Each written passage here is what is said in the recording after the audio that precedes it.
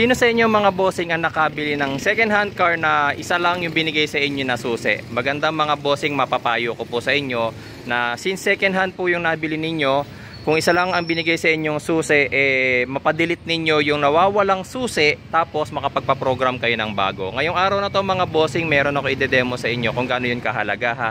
Kasi alam naman natin mga bossing na pag brand new sasakyan, usually dalawa po ang susi na binibigay. Ngayon, kapag nawala yung isa or kung sino man po yung may hawak ng isa, kaya pa po niyang buksan at paandarin yung sasakyan na binili ninyo, yung second hand car na yan. So, may possibility na manakaw or mawala ang inyong sasakyan. Kaya po mahalaga na mapadelete nyo po yun. So, eto mga boss, may papakita ako sa inyo. Patay ko muna to. Ayan. So, demonstrate ko lang sa inyo mga bossing. Ayan. So, intentionally, dinilit ko yung isang susi nitong aking Hilux. Ayan, so dalawa talaga originally ang susi niyan. Papansinin nyo na lang ha, lock, i-indicate dun sa ating side mirror na tinatanggap niya isang susi. Ito yon, lock and unlock. Okay, lock. Okay, so baba na natin yan dyan. Nakalock ngayon. Ngayon, di natin mabuksan. Itong isang susi na to, intentionally ko siyang dinilit para i-demo ko sa inyo. Pero halimbawa mga bossing, ito yung second hand car na binili nyo, tapos nakaprogram sa kanya dalawang susi, tapos isa lang binigay sa inyo nung car dealer, nung bangko, ng buy and sell. Okay, so maganda mapadelete nyo to, kasi kung sino may hawak nito, yun nga, mabubuksan at mapapastart pa sa sasakyan ninyo. Okay, so demo ko sa inyo mga boss. Sa ngayon ayaw niya, oh. Unlock natin, ayaw. Okay, kasi nga nakadelete na siya. So ganun siya ka-safe mga bossing. Yun nga lang, syempre, since nga may physical key na kasama, mabubuksan pa rin po niya yung ating pinto. Ayan, mabubuksan niya yung pinto. Pakita ko sa inyo. Dinemo ko yung mismong key na kasama ha, kasi nga, para at least makita ninyo. Ayan, mabubuksan niya yung pinto, pero ang kagandahan, ayan o, ayaw mag-on. Ayan o, hindi niya nadedetect yung susi mga bossing. Ayan. Ganyan. Ayan o, hindi niya nadedetect yung susi kahit nandito sa loob. Yun yung kagandahan. Pero pag ito yung nasa loob, ito. Pasok natin. Ayan, madedetect niya yan. O, diba? So, yun yung advantage. Okay? So, ngayon, pakita ko sa inyo kung paano natin ipoprogram ulit. Ngayon, ipoprogram na natin yung bagong susi since dinelete natin siya. Ito. Mamaya ko na ikakabit yung kanyang key fob yung kanyang physical key para makita ninyo kung alin sa kanila yung naka-delete. Okay, so ito yung naka-program, ito yung naka-delete. Patay natin. Turn on. Okay, saksak natin yung ating key programmer. Actually, pwede kayong magpa-program sa akin or pwede kayong bumili na sarili yung programmer. Ilalagay ko na lang yung product link nitong aking programmer sa comment section mga boss. Okay, so pagka saksak, na-detect niya agad yung VIN number ko. So okay ko lang yan since tama naman yan. Okay.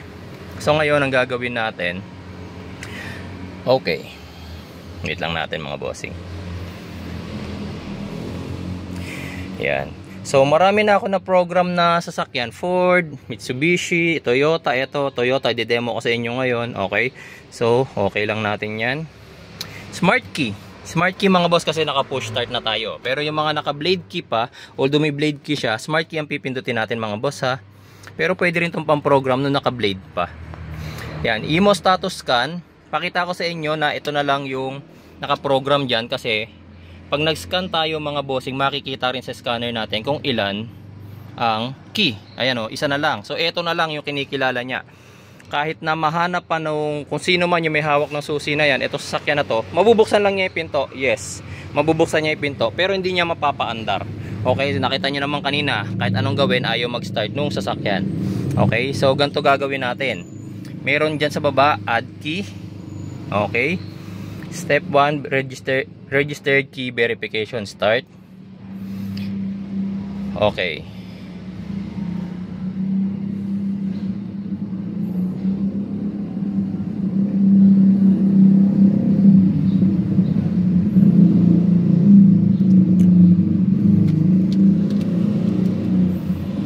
Okay, wait lang. Kailangan ko pumasok sa loob, guys. Kasi kailangan mabilis-bilis to. Ayan. Paano ko ba pipindutin? Okay. Put a learned smart key. Okay. Put a smart key to be learned. Ayan. Mabilis kasi yan guys eh. Ayan. Dikit nyo lang sa start button. Okay. Registering. Tignan nyo. Hindi ko na masyado napakita. Pero ganun kabilis yan mga boss. Kaya wala kayo ibang gagawin dito kundi sundin yung sinasabi ng key programmer natin. Learning succeeded. Okay natin. Sige nga, try natin kung succeeded nga. Exit natin to. Exit. And then, kanina nakita natin na isa lang po yung ating susi. Ngayon, dapat dalawa na siya. Okay. Wait lang. Toyota ulit tayo. Toyota. Yan. Pasensya na, nag-glare. Ayan, yan. Ayan. Automatic selection. Pwede kayo mag-bin information read. Babasahin niyo yan, okay. Pero kapag di niya binasa automatically yung VIN, i-input nyo na lang yung VIN number natin mga bossing is the chassis number na nakalagay sa ating certificate of registration. Unique po yan globally. Wala pong sasakyan na magkapareho ng VIN number. Okay, smart key. Okay, IMO status scan. Kanina nung nag-scan tayo, isa lang po ang pinapakitang susi. Ngayon tignan natin kung ilan na po yung susi. Dalawa na. Okay? So para malaman natin mga bossing kung gumagana na siya ng maayos, syempre kailangan natin ng demo. Demo natin syempre. Exit natin to. Okay. Wait lang exit lang natin. Okay, hugutin na natin yung dangle. Patayin natin yung engine, yung ating ignition. Okay. So ito mga boss. Ayan. So ito, yung merong manual key ang nadedetect kanina. Lock. Nakita nyo yung ating side mirror.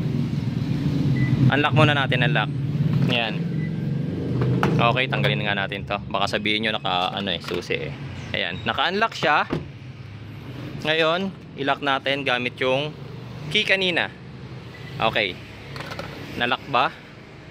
Okay. So, ito na mga boss, yung dinilit natin na susi, tingnan natin kung ma-unlock na niya yung pinto. Unlock. Ayan, na-unlock na niya. And, try natin, iniwan natin yung isang susi doon. Ito yung dala-dala natin. Try natin ngayon kung mapapa-start niya yung ating sasakyan. Actually, na-turn on na niya.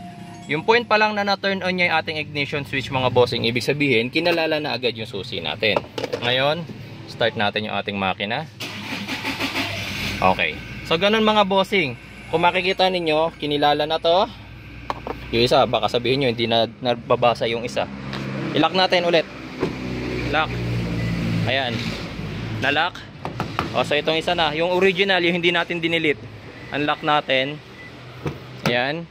And then ito naman yung subukan natin ngayon. Turn on natin.